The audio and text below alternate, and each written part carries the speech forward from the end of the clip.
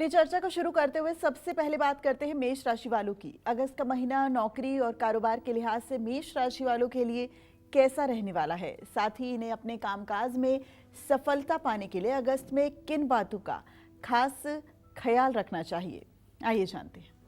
गुरुर् ब्रह्मा गुरुर्विष्णु गुरुर्देवो महेश्वर गुरु साक्षात परब्रह्म तस्मै श्री गुरुवे नमः।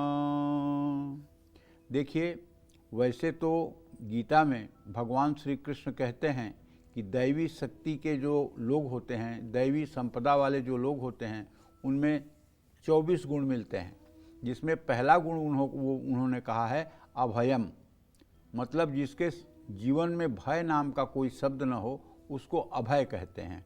अभयम सत्व संशुद्धि ज्ञान योग व्यवस्थिति दान दमश्च यज्ञश्च स्वाध्याय तप आर्जवम अहिंसा सत्यम क्रोध शांति पैशुन्मेव च दया भूते सुलोलुप्तम हीर मार्दव चरापरम तेज क्षमा धृति शौचो द्रोहो नातिमान्यता भवेद संपदम दैवी अभिजातस्य भारत। अभयम का अर्थ है किसी प्रकार का भय न हो, न मृत्यु का भय, न हानि का भय, न नुकसान का भय, न अपमान का भय, किसी चीज़ का भय ही ना हो, उसको अभयम कहते हैं। लेकिन शास्त्र कहते हैं कि 3 भय हमारे शरीर के अंदर होना चाहिए। पहला भय गुरु का होना चाहिए कि हम ऐसा कोई काम ना करें जिससे गुरु रुष्ट हों। दूसरा भय हमें भगवान का होना चाहिए, हम ऐसा कोई कार्य न करें जिससे भगवान रुष्ट हों। तीसरा काम हमें अपने धर्म का होना चाहिए, हम कोई ऐसा काम न करें कि धर्म की दृष्टि में धर्म के विपरीत जाकर हमारा कार्य हो और हम धर्म की दृष्टि में गिर जाएं। ये 3 भय तो सभी मनुष्यों के अंदर होना ही चाहिए। अभयम का मतलब ये है कि और चीज़ों से भय ना हो, लेकिन इन 3 चीज़ों के आपको भय अपने मन में रखना चाहिए। जय मां विंध्यवासिनी।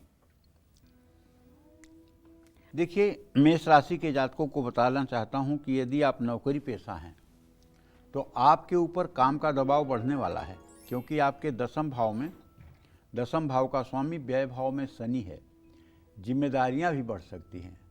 नौकरी में आपको लंबी यात्राएं थकान करा सकती हैं, और हाँ, मेहनत का परिणाम तुरंत नहीं मिलेगा।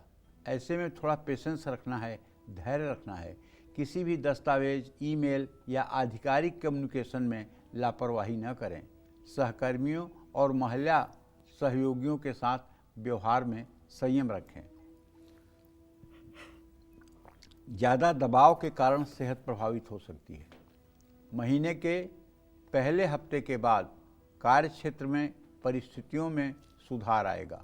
महीने के मध्य में आपको लाभ मिलेगा। आप अधिकारियों का भरोसा जीत पाएंगे। 22 अगस्त के बाद कार्य क्षेत्र में अचानक सकारात्मक बदलाव आएंगे। नई नौकरी की तलाश में थे तो महीने के दूसरे भाग में लाभ मिलेगा। नौकरी बदलने या ट्रांसफ़र के अच्छे अवसर मिल सकते हैं। कारोबारियों के लिए भी अगस्त का महीना उतार चढ़ाव से भरा रहेगा। कारोबार की गति उम्मीद से थोड़ी धीमी रहेगी। साझेदारों के साथ मतभेद या गलतफहमी हो सकती है। किसी भी नए समझौते या डील को बिना जांचे स्वीकार न करें। विदेशी कंपनियां, ऑनलाइन प्लेटफॉर्म या विदेश से जुड़े कारोबार में लाभ मिलने की संभावना है। सरकारी क्षेत्र या कंसल्टेंसी से जुड़ा काम करते हैं तो कोई बड़ी डील मिल सकती है। लंबी दूरी की कारोबारी यात्राएं लाभदायक साबित हो सकती हैं। नए ग्राहकों से संपर्क बढ़ेगा, लेकिन पुराने ग्राहकों को भी अपने साथ रखने की कोशिश करें। कर्मचारियों और सहयोगियों के साथ तालमेल बनाए रखें। कारोबार का विस्तार करने में जल्दबाजी न करें। बड़े निवेश या जोखिम वाले फैसले सोच समझकर लें।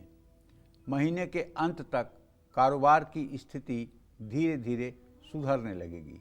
आपको चाहिए कि आप नित्य, आपके दसम भाव का स्वामी चूँकि शनि है, इसलिए आपको नित्य हनुमान जी की उपासना करनी चाहिए और साथ साथ श्री राम रक्षा स्तोत्र का पाठ भी करना चाहिए, क्योंकि आपके आजीविका और पुरुषार्थ दोनों जब अच्छे रहेंगे तब जीवन अच्छा रहेगा। तो राम रक्षा स्तोत्र का पाठ करना है, हनुमान चालीसा का पाठ करना है। इससे आपका कामकाज निस्संदेह सुंदर और दूसरों के लिए प्रेरणादायी होगा। जय मां विंध्यवासिनी।